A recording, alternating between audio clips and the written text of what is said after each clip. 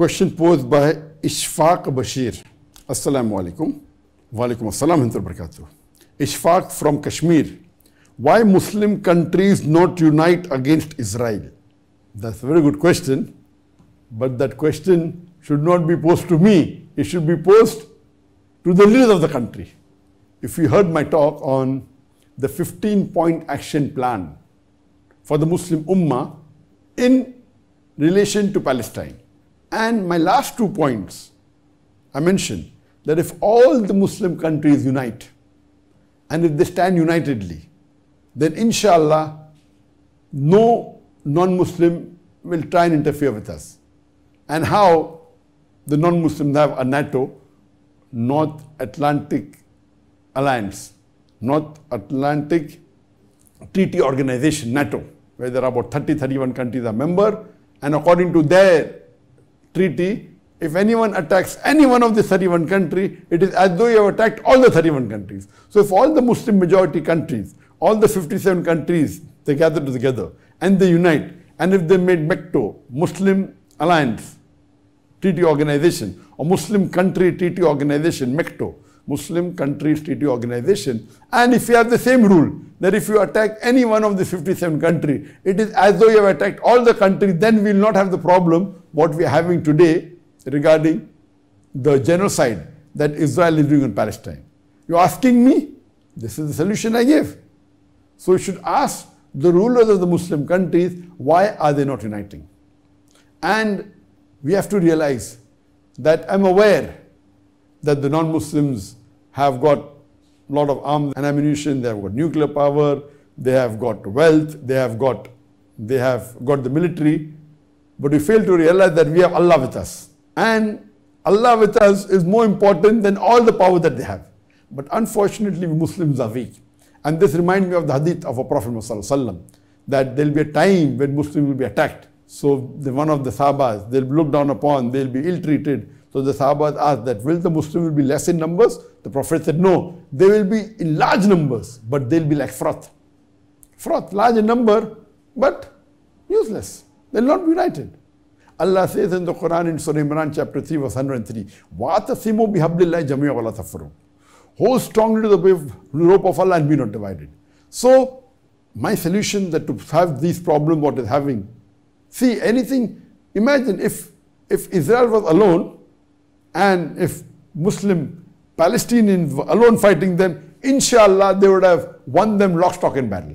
Even though they are very weak, they are less equipped. But if it's a war only between Israel and Palestine, I'm sure that the Muslims, even if they are less equipped, even if they have lesser army, lesser equipment, yet, according to me, they will win them lock, stock and barrel. But you have the huge superpowers in the world, America supporting them. You have UK supporting them.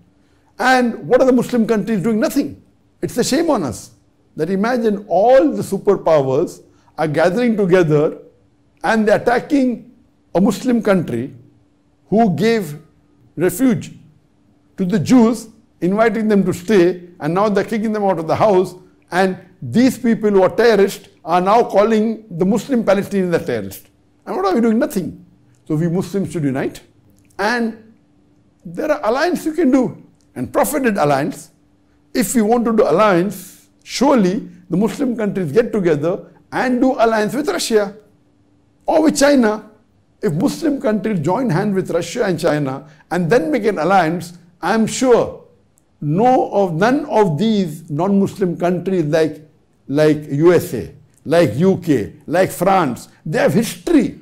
UK has a history, and France and Germany, they have a history that they ruled about 2/3 of the world. They came and they ruled India, they came and they ruled Malaysia, many countries in the world. They have a habit of interfering with other people and they say, we are doing it for the benefit. So what we should do, we should join hands, make alliance with countries like Russia, like country like China, and have an alliance. Allah has given us the black gold. We have control of the petrol. So if the Muslim countries get together, and we know the major oil producing countries are Muslim. The major export of the oil is Muslim. And oil is required even for weaponry, even for fighting. If all the Muslim countries get together, Allah has given us the resources. Palm oil, 90% of the palm oil is with Indonesia and Malaysia. 60% Indonesia, 30% Malaysia. So all the resources Allah has given us, if we have alliance of the Muslim countries for trade, for business, for military, like if they have the Interpol, international police, we should have the Islamic police.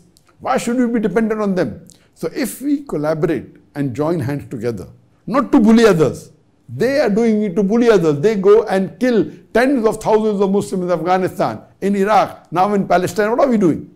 If we join hands together and unite on the basis of Quran and Sahih Hadith, as Allah says, وَاعْتَصِمُوا بِحَبْلِ اللَّهِ جَمِيعًا وَلَا تَفَرَّقُوا, in Surah Imran chapter 3 verse 103, that hold all the Muslims, hold strongly to the rope of Allah and be not divided. Hold strongly to the Quran and Sahih Hadith. So inshallah, I feel this is the only solution.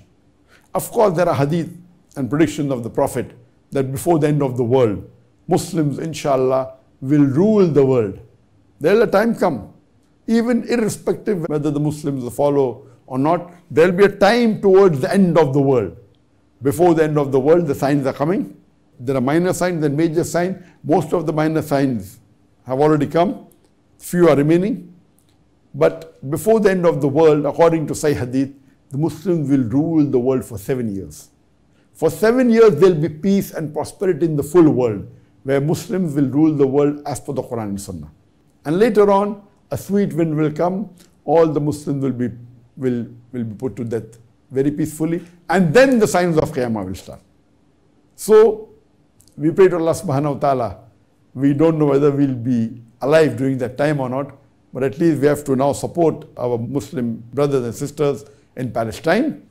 And we see that what's happening, the genocide that the Israelis are doing, and the so-called human rights champions, whether it be USA, whether it be UK, whether it be France, whether it be Germany, these so-called human rights champions, they are doing a genocide.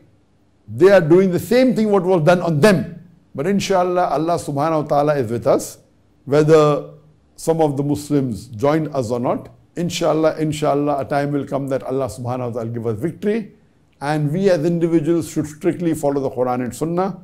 If we don't have the ability, see to it that we are prepared to follow the instructions given by Allah and His Rasul in the Quran and Sahih Hadith, so that we get the best in this world and the Akhirah. Hope that answers the question.